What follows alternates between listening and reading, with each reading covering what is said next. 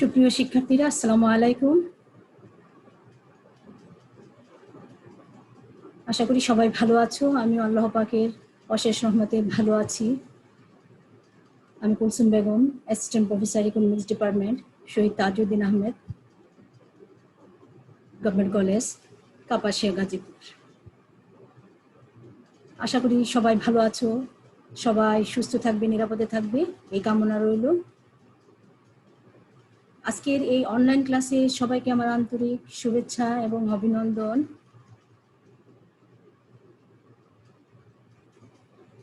সুপ্রিয় শিক্ষার্থীরা, আমরা আজকে অর্থনীতি দ্বিতীয় পত্রের অষ্টম অধ্যায় অর্থাৎ আন্তর্জাতিক বাণিজ্য ইন্টারন্যাশনাল ট্রেড সম্পর্কে আরো বিস্তারিত জানবো। আমরা গত ক্লাসে আন্তর্জাতিক বাণিজ্য ও অভ্যন্তরীণ বাণিজ্যের সংজ্ঞা, পার্থক্য, গুরুত্ব সম্পর্কে বিস্তারিত জেনেছি। আজকে আমরা আন্তর্জাতিক বাণিজ্যের সম্পর্কে, বাংলাদেশের আন্তর্জাতিক বাণিজ্যের বৈশিষ্ট্য সম্পর্কে বিস্তারিত জানব।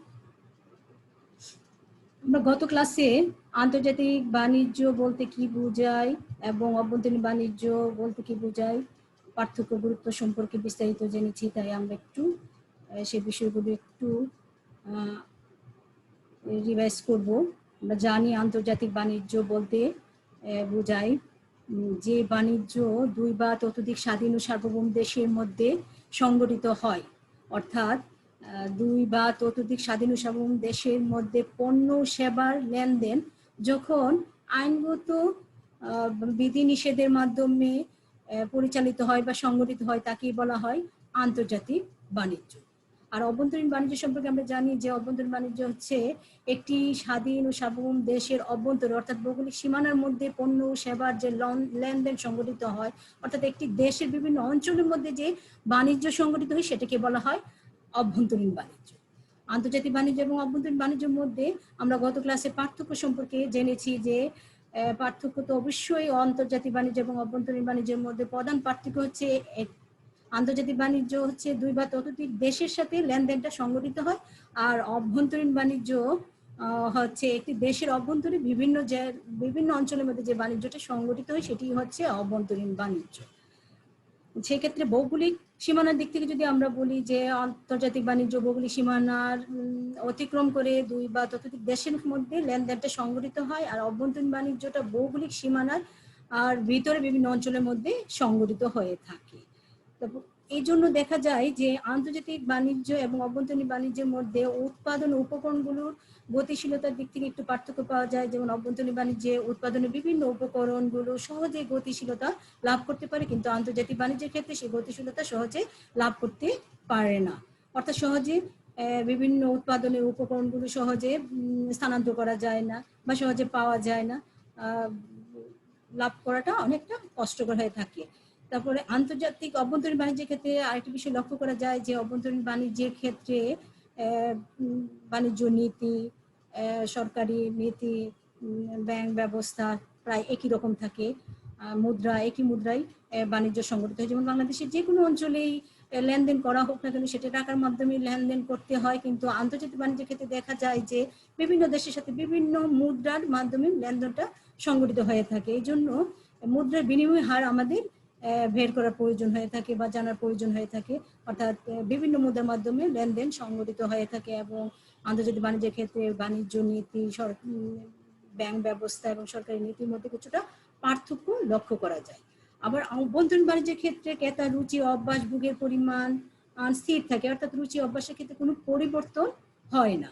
আর আন্তর্জাতিক বাণিজ্যের ক্ষেত্রে যে বিষয়টা লক্ষ্য করা যায়, এখানে বিভিন্ন দেশ অংশগ্রহণ করে থাকে, বিভিন্ন দেশের ক্রেতার চাহিদা, রুচি, অভ্যাস, ভোগের পরিমাণের মধ্যে কিছুটা পরিবর্তন লক্ষ্য করা যায়, কিছুটা না বেশ অনেক পরিবর্তনই লক্ষ্য করা যায়। তারপর বাজারের ক্ষেত্রে এই বেশি একটা অভ্যন্তরীণ বাণিজ্যের ক্ষেত্রে তেমন পার্থক্য লক্ষ্য করা যায় না, কিন্তু আন্তর্জাতিক বাণিজ্যের ক্ষেত্রে পার্থক্য লক্ষ্য করা যায়। আর অভ্যন্তরীণ বাণিজ্যে লেনদেন ভারসাম্যের ক্ষেত্রে কোনো সমস্যা হয় না, কিন্তু আন্তর্জাতিক বাণিজ্যের ক্ষেত্রে লেনদেন ভারসাম্যটা কিছুটা জটিল প্রকৃতির, কারণ লেনদেন ভারসাম্য অর্থাৎ লেনদেনের ক্ষেত্রে ভারসাম্য অর্জনের জন্য কোনো কোনো সময় মুদ্রার অবমূল্যায়ন, মুদ্রা সংকুচন, সরকারি বিভিন্ন বিধি নিষেধ আরোপ করতে হয়, অর্থাৎ লেনদেন ভারসাম্যটাও অত সহজে লাভ করা যায় না। তারপর দেখা যায় যে আন্তর্জাতিক বাণিজ্য এবং অভ্যন্তরীণ বাণিজ্যের মধ্যে আরেকটি বিষয় হচ্ছে যে অভ্যন্তরীণ বাণিজ্য ধারে বা নগদে করা যায়, কিন্তু আন্তর্জাতিক বাণিজ্য ক্ষেত্রে দেখা যায় ব্যাংক ব্যবস্থার মাধ্যমে বাণিজ্যটা সংগঠিত হয়ে থাকে বা পরিচালিত হয়ে থাকে, লেনদেন হয়ে থাকে। আবার সবচেয়ে বড় হচ্ছে আন্তর্জাতিক বাণিজ্য, অভ্যন্তরীণ বাণিজ্য সম্পূর্ণ সরকারের নিয়ন্ত্রণে থাকে, কিন্তু আন্তর্জাতিক বাণিজ্যটা সরকারের একটি দেশের সরকারের নিয়ন্ত্রণে না বিভিন্ন বিধি নিষেধ বিভিন্ন দিক থেকে প্রভাব বিস্তার করে থাকে আন্তর্জাতিক বাণিজ্যের উপরে। এদিক থেকে আমরা বিভিন্ন দিক থেকে আন্তর্জাতিক বাণিজ্য এবং অভ্যন্তরীণ বাণিজ্যের মধ্যে পার্থক্য গত ক্লাসে আলোচনা করেছি। তারপর আমরা আন্তর্জাতিক বাণিজ্যের গুরুত্ব সম্পর্কেও বিস্তারিত জেনেছি। আন্তর্জাতিক বাণিজ্য, একটি দেশে আন্তর্জাতিক বাণিজ্যের গুরুত্ব যথেষ্ট গুরুত্বপূর্ণ, কারণ বিভিন্ন দিক থেকে আন্তর্জাতিক বাণিজ্য সুবিধা আমরা পেয়ে থাকি। অর্থাৎ একটি দেশ যখন বিভিন্ন দেশের সাথে বাণিজ্যে সংগঠিত হয় বা লেনদেন করে থাকে, তখন দেখা যায় বিভিন্ন ধরনের ফেসিলিটি একটি দেশ ভোগ করতে পারে। যেমন দেখা যায় যখন একটি দেশ আন্তর্জাতিক বাণিজ্যে লিপ্ত থাকে, তখন ওই দেশের প্রাকৃতিক সম্পদের সঠিক ব্যবহার হয়, সৎ ব্যবহার হয়ে থাকে। অর্থাৎ বিভিন্ন দেশ থেকে উন্নত যন্ত্রপাতি, কলা কৌশল আমদানির মাধ্যমে নিজের প্রাকৃতিক সম্পদগুলো সহজে ব্যবহার করা যায় এবং সঠিকভাবে ইউটিলাইজ করা যায়, ফলে উৎপাদনও বৃদ্ধি পেয়ে থাকে এবং প্রাকৃতিক সম্পদেরও ইউটিলাইজ হয়ে থাকে। তারপর সার্বিকভাবে দেখা যায় যে আন্তর্জাতিক বাণিজ্যের আরেকটি গুরুত্ব হচ্ছে সার্বিকভাবে উৎপাদন বৃদ্ধি পায়। অর্থাৎ আমরা দেখি আন্তর্জাতিক বাণিজ্যের ক্ষেত্রে লক্ষ্য করলে দেখা যায় যে প্রত্যেকটি দেশই ভৌগোলিক অবস্থান, প্রাকৃতিক সম্পদ, জনসংখ্যা দিক থেকে কিছুটা পার্থক্য থাকে, ভিন্নতা থাকে। অর্থাৎ একটি দেশ এক একটি পণ্য উৎপাদনে পারদর্শিতা বা বিশেষায়িততা লাভ করে থাকে। ফলে দেখা যায় একটি দেশ ওই সমস্ত পণ্য উৎপাদন করে যে পণ্যগুলো উৎপাদনে তার আর সুবিধা থাকে, অর্থাৎ কম খরচে সে উৎপাদন করতে পারে। ফলে দেখা যায় যে পণ্যগুলো উৎপাদনে বেশি খরচ পড়ে থাকে, সেই পণ্যগুলো বাইরের দেশ থেকে আমদানি করে থাকে। ফলে দেখা যায় সার্বিকভাবে সারা বিশ্বের উৎপাদন, টোটাল উৎপাদনটা বৃদ্ধি পেয়ে থাকে। এদিক থেকেও আন্তর্জাতিক বাণিজ্য খুবই গুরুত্বপূর্ণ। অর্থাৎ সার্বিক উৎপাদন সারা বিশ্বের উৎপাদন বৃদ্ধিতে গুরুত্বপূর্ণ ভূমিকা পালন করে থাকে। তারপর আন্তর্জাতিক বাণিজ্যের আরেকটি গুরুত্ব হচ্ছে উদ্বৃত্ত পণ্যগুলো রপ্তানির সুযোগ থাকে। অর্থাৎ একটি দেশ সে যে পরিমাণ পণ্য সামগ্রী উৎপাদন হয়, তার দেশের চাহিদা মেটানোর উপর অতিরিক্ত যেটি থাকে সেটাকে বলা হয় উদ্বৃত্ত। তখন যখন আন্তর্জাতিক বাণিজ্যে লিপ্ত থাকে একটি দেশ, তখন দেখা যায় সেই উদ্বৃত্ত পণ্যগুলো বাইরের দেশে, যে দেশে এই পণ্যের চাহিদা রয়েছে, সেই পণ্যগুলো রপ্তানির সুযোগ থাকে। তারপর আন্তর্জাতিক বাণিজ্যে আমরা লক্ষ্য করেছি যে আন্তর্জাতিক বাণিজ্যের ফলে একটি দেশ বিভিন্ন যে পণ্যগুলো নিজ দেশে উৎপাদন করা ব্যয়বহুল বা উৎপাদন করা হয় না, সাধারণত অনুৎপাদিত দ্রব্যগুলো ভোগেরও সুযোগ পেয়ে থাকে একটি দেশ আন্তর্জাতিক বাণিজ্যের মাধ্যমে। অর্থাৎ কম দামে সেই পণ্যগুলো বিদেশ থেকে আমদানি করে ভোক্তারা ভোগের সুযোগ পেয়ে থাকে। তারপর আন্তর্জাতিক বাণিজ্যের আরেকটি গুরুত্বপূর্ণ গুরুত্ব হচ্ছে যে অত্যাবশ্যকীয় পণ্য আমদানির সুযোগ থাকে। তবে দুর্যোগ মোকাবেলার ক্ষেত্রে দেখা যায় যে আন্তর্জাতিক বাণিজ্যে লিপ্ত দেশগুলো একে অপরের প্রতি লেনদেনের মাধ্যমে একটি বন্ধুত্বপূর্ণ সৌহার্দ্যপূর্ণ সম্পর্ক গড়ে ওঠে। ফলে দেখা যায় যে কোনো দেশ প্রাকৃতিক দুর্যোগের সম্মুখীন হলে সেই মোকাবেলা করার জন্য সহযোগিতা, আর্থিকভাবে সহযোগিতা, পণ্য আমদানির মাধ্যমে সহযোগিতা পেয়ে থাকে। অর্থাৎ দুর্যোগকালীন অবস্থাগুলো মোকাবেলা করা যায় সহজেই। এদিক থেকে আমরা দেখতে পাই যে আন্তর্জাতিক বাণিজ্য যথেষ্ট গুরুত্বপূর্ণ ভূমিকা পালন করে থাকে। আবার বাংলাদেশের আরেকটি বিষয় হচ্ছে বাংলাদেশ প্রতি বছরই খাদ্য ঘাটতি থাকে। অর্থাৎ 20 থেকে 25 লক্ষ টন খাদ্য প্রতি বছর বাইরের দেশ থেকে আমদানি করতে হয়। ফলে আন্তর্জাতিক বাণিজ্যের মাধ্যমেই কিন্তু সেই খাদ্য ঘাটতি পূরণ করা সম্ভব হয়ে থাকে। তাহলে শিক্ষার্থীরা আমরা আন্তর্জাতিক বাণিজ্য এবং অভ্যন্তরীণ বাণিজ্যের পার্থক্য এবং গুরুত্ব সম্পর্কে গত ক্লাসে বিস্তারিত জেনেছি। আজকে আমরা আন্তর্জাতিক বাণিজ্যের বাংলাদেশে যে বৈশিষ্ট্যগুলো, বাংলাদেশে কোন কোন পণ্য উৎপাদন করে বা নীতি কিরকম বা কোন কোন পণ্যগুলো রপ্তানি করে থাকে, আমদানি করে থাকে, সেইগুলি হচ্ছে মূলত আন্তর্জাতিক বাণিজ্যের বৈশিষ্ট্য। সেই বৈশিষ্ট্য সম্পর্কে আমরা আজকে বিস্তারিত জানব। বাংলাদেশের আন্তর্জাতিক বাণিজ্যের বৈশিষ্ট্য। এখানে কতগুলো বিষয়ের উপর ভিত্তি করে আমরা বাংলাদেশের আন্তর্জাতিক বাণিজ্যের বৈশিষ্ট্যগুলো আলোচনা করব, বিশ্লেষণ করার চেষ্টা করব। প্রথম হচ্ছে আমদানি নির্ভরতা। বাংলাদেশের আন্তর্জাতিক বাণিজ্যের অন্যতম বৈশিষ্ট্য হচ্ছে বাংলাদেশ প্রধানত রপ্তানি তুলনায় বেশি পরিমাণে পণ্য আমদানি করে থাকে, অর্থাৎ রপ্তানি আয়ের তুলনায় আমদানি ব্যয় বেশি। অর্থাৎ প্রতি বছরই বাংলাদেশ প্রচুর পরিমাণে খাদ্য দ্রব্য, ঔষধ, বিভিন্ন যন্ত্রপাতি আমদানি করে থাকে। এক্ষেত্রে দেখা যায় ভারত অর্থাৎ বাংলাদেশের প্রতিবেশী দেশ ভারত থেকে সবচেয়ে বেশি আমদানি করে থাকে। তাহলে বাংলাদেশের আন্তর্জাতিক বাণিজ্যের যে প্রথম বৈশিষ্ট্য সেটি হচ্ছে আমদানি নির্ভরতা। এই আমদানি বেশি পরিমাণ পণ্য আমদানি করতে যে বাংলাদেশকে প্রতি বছর প্রচুর বৈদেশিক মুদ্রা ব্যয় করতে হয়। দ্বিতীয় বৈশিষ্ট্য হচ্ছে পাট ও পাটজাত দ্রব্য রপ্তানি করে থাকে। স্বাধীনতার পর থেকেই বাংলাদেশ প্রচলিত দ্রব্য হিসেবে পাট ও পাটজাত দ্রব্য রপ্তানি করে প্রচুর বৈদেশিক মুদ্রা অর্জন করে থাকে। বাংলাদেশ সে মূলত বিশ্বে যে পরিমাণ পাট উৎপাদন হয় তার বেশিরভাগই বাংলাদেশে উৎপাদন হয়ে থাকে, অর্থাৎ সারা বিশ্বের প্রায় 75 পাটই বাংলাদেশে উৎপাদন হয়ে থাকে। তাই বাংলাদেশ সহজেই কিন্তু পাট ও পাটজাত দ্রব্য রপ্তানি করে প্রচুর বৈদেশিক মুদ্রা অর্জন করে, অর্থাৎ বাইরের দেশগুলোতে বাংলাদেশের পাট ও পাটজাত দ্রব্যের যথেষ্ট চাহিদা রয়েছে। যেমন দেখা যায় মিডল ইস্টে অর্থাৎ ইরান, মিশর, সিরিয়া, এই সমস্ত দেশগুলোতে বাংলাদেশের পাট এবং পাটজাত দ্রব্যের চাহিদা যথেষ্ট রয়েছে। প্রতি বছর পাট ও পাটজাত দ্রব্য রপ্তানি করে বাংলাদেশ প্রচুর বৈদেশিক মুদ্রা অর্জন করে থাকে। শিল্পজাত দ্রব্য আমদানি। আমরা জানি বাংলাদেশ একটি দরিদ্র বা উন্নয়নশীল দেশ, তাই বাংলাদেশ শিল্পে অত উন্নত নয়। তাই শিল্পজাত দ্রব্য বাংলাদেশকে শিল্পজাত দ্রব্যগুলো আমদানি করতে হয়, অর্থাৎ যন্ত্রপাতি, ঔষধ, রাসায়নিক দ্রব্য, এগুলো বাইরের দেশ থেকে আমদানি করে থাকে প্রতি বছর। কারণ এগুলো বাংলাদেশে উৎপাদন ব্যবস্থা কাঠামো এখনো গঠন করা সম্ভব হয়নি স্বল্পতার কারণে, দরিদ্রতার কারণে। তাই এই পণ্যগুলো বাংলাদেশ প্রতি বছর বিভিন্ন দেশ থেকে আমদানি করে থাকে, আমদানি করে শিল্প উন্নয়নের জন্য, যাতে ভবিষ্যতে শিল্প উন্নয়ন করা যায় সেই লক্ষ্যকে সামনে রেখে বিভিন্ন ধরনের শিল্পজাত পণ্য আমদানি করে থাকে। জনশক্তি রপ্তানি। বাংলাদেশের আন্তর্জাতিক বাণিজ্যের আরেকটি গুরুত্বপূর্ণ বৈশিষ্ট্য হচ্ছে জনশক্তি রপ্তানি। বাংলাদেশ থেকে প্রতি বছর বিপুল পরিমাণ জনশক্তি বাইরের দেশে রপ্তানি হয়ে থাকে, অর্থাৎ দেখা যায় মধ্যপ্রাচ্যে প্রচুর পরিমাণে বিপুল পরিমাণে জনশক্তি রপ্তানি হচ্ছে। ফলে বাংলাদেশ রপ্তানি আয়ের বৈদেশিক মুদ্রা অর্জনের অন্যতম একটি খাত হচ্ছে জনশক্তি রপ্তানি। আর বাংলাদেশ সরকারও ইদানিং এই জনশক্তি রপ্তানি বৃদ্ধির জন্য বিভিন্ন পদক্ষেপ গ্রহণ করেছেন, অর্থাৎ বাংলাদেশের জনগোষ্ঠীকে দক্ষতা বাড়ানোর জন্য বিভিন্ন পদক্ষেপ নিয়েছেন। তারপর হচ্ছে খাদ্যশস্য আমদানি। আমরা জানি বাংলাদেশ কৃষি প্রধান দেশ হওয়া সত্ত্বেও প্রতি বছর 25 থেকে 30 লক্ষ মেট্রিক টন খাদ্য আমদানি করতে হয়, অর্থাৎ প্রতি বছরই বাংলাদেশ এই খাদ্য আমদানিতে প্রচুর বৈদেশিক মুদ্রা ব্যয় করে থাকে এবং এই খাদ্য ঘাটতি মেটানোর জন্য বাইরের দেশ থেকে খাদ্য আমদানি করে থাকে। প্রতিকূল ভারসাম্য। বাংলাদেশের আন্তর্জাতিক বাণিজ্যের ক্ষেত্রে প্রতিকূল ভারসাম্য অবস্থা বিরাজ করে।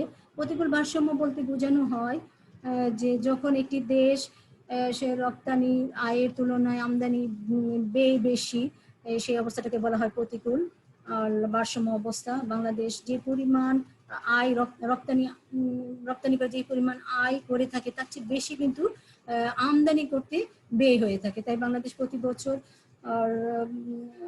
প্রচুর পণ্য সামগ্রী আমদানি করে, তাই বৈদেশিক বাণিজ্যের ক্ষেত্রে প্রতিকূল অবস্থা বিরাজ করে। দেখা যায় বাংলাদেশ কৃষিজাত পণ্য বা কাঁচামাল জাতীয় পণ্য বিদেশে রপ্তানি করে থাকে, অর্থাৎ বাংলাদেশ যে পণ্যগুলো রপ্তানি করে থাকে সেগুলো সাধারণত দেখা যায় স্থিতিস্থাপক, অর্থাৎ দামের পরিবর্তনের সাথে চাহিদার বিশাল একটা পরিবর্তন হয়ে পড়ে, অর্থাৎ এই সমস্ত পণ্যের দাম বৃদ্ধি করেও কিন্তু বেশি পরিমাণ আয় করা সম্ভব নয়। আর যে পণ্যগুলো আমদানি করে থাকে সেগুলো অস্থিতিস্থাপক, অর্থাৎ অস্থিতিস্থাপক। সেই জন্যই বাংলাদেশ আন্তর্জাতিক বাণিজ্যের ক্ষেত্রে প্রতিকূল ভারসাম্য অবস্থায় বাংলাদেশের আন্তর্জাতিক বাণিজ্যের প্রতিকূল ভারসাম্য অবস্থা বিরাজ করছে। তাহলে শিক্ষার্থীরা আমরা বাংলাদেশের প্রধান আন্তর্জাতিক কতগুলো বৈশিষ্ট্য সম্পর্কে জানলাম। আরো কিছু বৈশিষ্ট্য রয়েছে। 7 প্রতিবেশী রাষ্ট্রের সাথে সুসম্পর্ক। বাংলাদেশের আন্তর্জাতিক বাণিজ্য সাধারণত প্রতিবেশী রাষ্ট্রের সাথেই বেশি হয়ে থাকে, অর্থাৎ প্রতিবেশী রাষ্ট্র বলতে ভারত, পাকিস্তান, চীন, এই সমস্ত দেশের সাথেই বেশিরভাগ লেনদেন হয়ে থাকে। অর্থাৎ স্বাধীনতার পর থেকে এই সমস্ত দেশের সাথেই বাংলাদেশের আন্তর্জাতিক বাণিজ্যের একটা সুসম্পর্ক রয়েছে। মুসলিম রাষ্ট্রের সাথে বাণিজ্য, বাংলাদেশের আরেকটি আন্তর্জাতিক বাণিজ্য, বাংলাদেশ সাধারণত মুসলিম রাষ্ট্রের সাথে বেশিরভাগ পণ্য লেনদেন করে থাকে, অর্থাৎ আমদানি রপ্তানি করে থাকে, যেমন মিডল ইস্টে অর্থাৎ সৌদি আরব, মধ্যপ্রাচ্যের দেশগুলোতেই বেশিরভাগ পণ্য রপ্তানি করতে থাকে। মুসলিম রাষ্ট্রের সাথে একটি গভীর সম্পর্ক বা সুসম্পর্ক রয়েছে। নৌপথে বাণিজ্য, বাংলাদেশ থেকে যে পণ্যগুলো বাইরের দেশে রপ্তানি করা হয় বা আমদানি করা হয় তার বেশিরভাগই নৌপথে হয়ে থাকে, অর্থাৎ নৌপথের মাধ্যমে বাণিজ্য একটু কম খরচে করা যায়। বাংলাদেশে সাধারণত দেখা যায় চট্টগ্রাম এবং চালনা সমুদ্র বন্দরের মাধ্যমে সকল পণ্য আমদানি রপ্তানি হয়ে থাকে। বিলাসজাত দ্রব্যের আমদানি হ্রাস, সরকার বিলাসজাত দ্রব্য আমদানি হ্রাসের জন্য বিভিন্ন ব্যবস্থা গ্রহণ করেছেন, অর্থাৎ বিলাসজাত দ্রব্যের আমদানির উপর অধিকারিক শুল্ক আরোপ করা হয়েছে এবং এইভাবে বিলাসজাত দ্রব্য আমদানি হ্রাসের চেষ্টা করছে সরকার। ইদানিং শিল্পজাত দ্রব্য আর আমদানি বৃদ্ধি করে বিলাসজাত দ্রব্যের হ্রাসের উদ্যোগ নেওয়া হয়েছে। বিদেশিদের প্রভাব, দেখা যায় বাংলাদেশের আন্তর্জাতিক বাণিজ্যের ক্ষেত্রে বিদেশিদের প্রভাব যথেষ্ট, অর্থাৎ বিদেশি কোম্পানি, বিদেশি ব্যাংক, বিমা বাংলাদেশের আন্তর্জাতিক বাণিজ্যের ক্ষেত্রে যথেষ্ট প্রভাব বিস্তার করে, অর্থাৎ তাদের দ্বারাই বাণিজ্যটা পরিচালিত হয়ে থাকে ম্যাক্সিমাম ক্ষেত্রে। তাহলে এই আন্তর্জাতিক বাণিজ্যের একটা অন্যতম বৈশিষ্ট্য হচ্ছে বিদেশিদের প্রভাব বাংলাদেশের আন্তর্জাতিক বাণিজ্যে রয়েছে। তারপর রপ্তানি বৈচিত্র্যকরণ, আন্তর্জাতিক বাণিজ্যের আরেকটি বৈশিষ্ট্য হচ্ছে রপ্তানি বৈচিত্র্যকরণ এসেছে। একসময় বাংলাদেশ পাট, চা, চামড়া অর্থাৎ পাটজাত দ্রব্য অর্থাৎ এই প্রচলিত দ্রব্যগুলি শুধু রপ্তানি করতো। এখন দেখা যাচ্ছে, ইদানিং দেখা যাচ্ছে প্রচলিত দ্রব্য ছাড়াও কিছু অপ্রচলিত দ্রব্য রপ্তানি করছে, যেমন তৈরি পোশাক, হুঁশিয়ারি পোশাক, হিমায়িত খাদ্য, শাক সবজি, পান সুপারি, ঔষধ, হস্ত শিল্পজাত দ্রব্য ইত্যাদি পণ্যের যথেষ্ট চাহিদা রয়েছে বাংলাদেশে। ফলে দেখা যাচ্ছে বাংলাদেশের রপ্তানির মধ্যে একটা বিচিত্রতা আসছে। একসময় স্বাধীনতা পরপর শুধু প্রচলিত দ্রব্যগুলোই রপ্তানি করতে, এখন অপ্রচলিত দ্রব্যগুলো রপ্তানির পরিমাণ বৃদ্ধি পাচ্ছে এবং রপ্তানি বৈদেশিক মুদ্রার পরিমাণও এক্ষেত্রে বৃদ্ধি পাচ্ছে। আরো কিছু বৈশিষ্ট্য হচ্ছে অপ্রচলিত দ্রব্যের রপ্তানি বৃদ্ধি। আমি একটু আগে বললাম যে বাংলাদেশ সচরাচর যে পণ্যগুলো স্বাধীনতার পূর্বে বা স্বাধীনতার পর যে পণ্যগুলো বাইরের দেশে রপ্তানি করছিল সেগুলোকে বলা হয় প্রচলিত দ্রব্য, আর যে পণ্যগুলো ইদানিং নতুন নতুন পণ্য বাইরের দেশে রপ্তানি করছে সেই পণ্যগুলোকে বলা হয় অপ্রচলিত পণ্য। বাংলাদেশ ইদানিং বিভিন্ন অপ্রচলিত পণ্য বাইরে রপ্তানি করে প্রচুর বৈদেশিক মুদ্রা অর্জন করছে, যেমন শাক সবজি, তৈরি পোশাক থেকে বাংলাদেশ প্রচুর বৈদেশিক মুদ্রা অর্জন করছে। এই খাত থেকে প্রচুর বৈদেশিক মুদ্রা সম্ভাবনা রয়েছে আরো ভবিষ্যতে।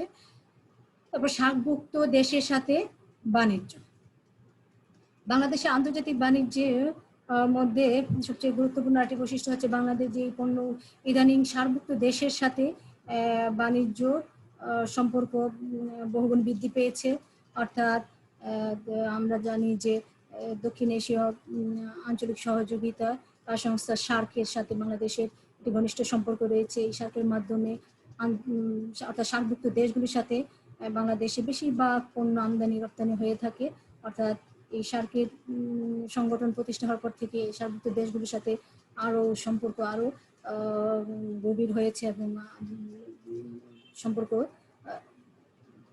আন্তর্জাতিক সম্পর্কটা আরো বহুগুণে বৃদ্ধি পেয়েছে। বেসরকারি খাতে বাণিজ্য, বেসরকারি খাতে স্বাধীনতার পর থেকে বাংলাদেশ সে আন্তর্জাতিক বাণিজ্য সম্পূর্ণ সরকারি নিয়ন্ত্রণে ছিল। বর্তমানে সরকার বেসরকারি খাতে বেসরকারি খাতকে বেশি প্রাধান্য দিচ্ছে, অর্থাৎ বেসরকারি খাতকে উৎসাহিত করছে আন্তর্জাতিক বাণিজ্যের ক্ষেত্রে। ফলে বেসরকারি খাতেই বেশিরভাগ আন্তর্জাতিক বাণিজ্যগুলো লেনদেন সংগঠিত হচ্ছে। নিজস্ব পরিবহন ব্যবস্থা, ইদানিং দেখা যাচ্ছে বাংলাদেশে আন্তর্জাতিক বাণিজ্যের ক্ষেত্রে নিজস্ব পরিবহন ব্যবস্থার মাধ্যমে পণ্য লেনদেনের ব্যবস্থা নিয়েছে সরকার, অর্থাৎ বাংলাদেশের জাতীয় পতাকাবাহী পরিবহনের মাধ্যমে পণ্য রপ্তানি আমদানির ব্যবস্থা নিয়েছে সরকার। বাণিজ্য বিকেন্দ্রীকরণ, অর্থাৎ বাণিজ্য বিকেন্দ্রীকরণ ক্ষেত্রে বলতে পারি যে স্বাধীনতার পর বাংলাদেশ শুধু সমাজতান্ত্রিক দেশগুলোর সাথে বাণিজ্য সম্পর্ক ছিল। ইদানিং সমাজতান্ত্রিক দেশ ছাড়াও গণতান্ত্রিক দেশ, আফ্রিকা মহাদেশ এবং মধ্যপ্রাচ্যের বিভিন্ন দেশের সাথেও বাণিজ্য সম্পর্ক গভীর হয়েছে, অর্থাৎ বাণিজ্য সম্পর্ক সুসম্পর্ক সৃষ্টি হয়েছে। এভাবে দেখা যাচ্ছে যে বাংলাদেশে কিছু কিছু ক্ষেত্রে পরিবর্তন এসেছে। বাংলাদেশের এই হচ্ছে বাংলাদেশের আন্তর্জাতিক বাণিজ্যের প্রধান বৈশিষ্ট্যগুলো। শিক্ষার্থীরা তোমরা এই প্রধান বৈশিষ্ট্যগুলো অবশ্যই ভালো করে বুঝে বুঝে পড়তে হবে, কারণ এই টপিকের উপর মানে এই বিষয়টির উপর ভিত্তি করে তোমাদের জ্ঞানমূলক এবং অনুধাবন প্রশ্ন আসবে। আমরা তাহলে আন্তর্জাতিক বাণিজ্যের অনেকগুলো বৈশিষ্ট্য সম্পর্কে ধারণা লাভ করতে পারলাম। আমরা এই বিষয়ের উপর কি ধরনের প্রশ্ন আসতে পারে সেই বিষয়টাও আমরা একটু দেখব। এখানে একটি সৃজনশীল প্রশ্ন দিয়েছি তোমাদের বোঝার জন্য। প্রশ্নটা অনেক শিক্ষার্থী প্রশ্ন বুঝতে পারে না, ভুল উত্তর দেয়, সেই কারণে তোমাদের আমি বিষয়টার উপর ভিত্তি করে প্রতি ক্লাসে একটি করে সৃজনশীল প্রশ্নের মাধ্যমে সমস্যাগুলো সমাধান করার চেষ্টা করছি। এখন তোমরা একটু লক্ষ্য করে দেখো সৃজনশীলে কি লেখা আছে, যে এখানে লেখা আছে কামাল একজন প্রবাসী বাঙালি, নিজের দেশ সম্পর্কে সব সময় খোঁজ খবর নেন। একদিন তিনি পত্রিকায় দেখলেন বাংলাদেশ নিজস্ব অর্থায়নে পদ্মা সেতু তৈরি করছে। তার রপ্তানির পরিমাণ এবং আমদানির বৃদ্ধি পেয়েছে, বিভিন্ন দেশের সাথে বাণিজ্য হচ্ছে, সরকার ব্যবসায়ীদের বিভিন্ন ধরনের সুবিধা দিচ্ছে, এতে তিনি খুব খুশি হন। তাহলে আমরা সেটি সম্পর্কে জানতে পারলাম যে বাংলাদেশের আন্তর্জাতিক বাণিজ্যের বিভিন্ন বিষয় সম্পর্কে এখানে তুলে ধরা হয়েছে। দেখি প্রশ্ন হচ্ছে আন্তর্জাতিক বাণিজ্য কাকে বলে। আমরা জানি যে আন্তর্জাতিক বাণিজ্য বলতে বোঝানো হয় দুই বা ততোধিক স্বাধীন ও সার্বভৌম দেশের সাথে যে বাণিজ্য সংগঠিত হয় সেটি হচ্ছে আইনগত প্রক্রিয়ার মাধ্যমে বিভিন্ন পণ্য এবং সেবার যে লেনদেনটা হয় সেটাই হচ্ছে আন্তর্জাতিক বাণিজ্য। যেমন বাংলাদেশ, ভারত, পাকিস্তান, যুক্তরাষ্ট্র ইত্যাদি বিভিন্ন দেশে পণ্য রপ্তানি করে থাকে এবং আমদানি করে থাকে, এই বাণিজ্যটি হচ্ছে আন্তর্জাতিক বাণিজ্য। রপ্তানি ও আমদানি বলতে কি বোঝে? আন্তর্জাতিক বাণিজ্যের মধ্যে আমরা জানি যে দুটি দিক থাকে, যে একটি হচ্ছে রপ্তানি আর একটি হচ্ছে আমদানি। অর্থাৎ যখন একটি দেশ অন্য কোনো দেশে পণ্য বা সেবা পাঠায় বা বিক্রি করে বা লেনদেন করে থাকে সেটাকে বলা হয় রপ্তানি বাণিজ্য। আর আমদানি হচ্ছে অন্য দেশ থেকে যখন নিজের প্রয়োজনীয় পণ্য ক্রয় করে নিয়ে আসে সেটাকে বলা হয় আমদানি। তাহলে আমরা আমদানি রপ্তানি সম্পর্কেও জানলাম। তারপর গ প্রশ্নটি হচ্ছে এই সৃজনশীল প্রশ্নের উপর ভিত্তি করে কিন্তু শিক্ষার্থীরা প্রশ্ন হবে যে উদ্দীপকের আলোকে বাংলাদেশের অর্থনৈতিক বাণিজ্যের অবস্থা ব্যাখ্যা করো। তাহলে এই উদ্দীপকের আলোকে আমরা দেখতে পাচ্ছি যে উদ্দীপকের আলোকে বাংলাদেশের আন্তর্জাতিক বাণিজ্যের বৈশিষ্ট্যগুলো কিন্তু তুলে ধরা হয়েছে কিছু। এখানে তোমরা বাংলাদেশের আন্তর্জাতিক বাণিজ্যের বৈশিষ্ট্যগুলো সম্পর্কে বিস্তারিত লিখতে হবে, অর্থাৎ বাংলাদেশের আন্তর্জাতিক বাণিজ্যের বৈশিষ্ট্যগুলো কি কি। তাহলে আমরা একটু আগেই কিন্তু পড়ে এসেছি বাংলাদেশের আন্তর্জাতিক বাণিজ্যের বৈশিষ্ট্য। প্রথম বৈশিষ্ট্য ছিল আমদানি নির্ভরতা, শিল্পজাত পণ্য আমদানি করে থাকে। তারপরে অধিক পরিমাণে তোমার পাট ও পাটজাত দ্রব্য রপ্তানি করে থাকে। তারপরে হচ্ছে জনশক্তি রপ্তানি, খাদ্য শস্য আমদানি করে থাকে। এই বিভিন্ন ধরনের এই মানে 10-12টা পয়েন্টের উপর ভিত্তি করে আন্তর্জাতিক বাণিজ্যের এই অবস্থাগুলো অর্থাৎ বৈশিষ্ট্যগুলো ব্যাখ্যা করার চেষ্টা করবে। তাহলে প্রশ্নটি সুন্দর হবে এবং অ্যান্সারটা সুন্দর হবে এবং তোমরা ফুল নাম্বার পাবে। গ নাম্বার বলা হচ্ছে উদ্দীপকের বর্ণিত দেশটির বাণিজ্যের পরিবর্তনের ধারা কি রূপ ব্যাখ্যা করো।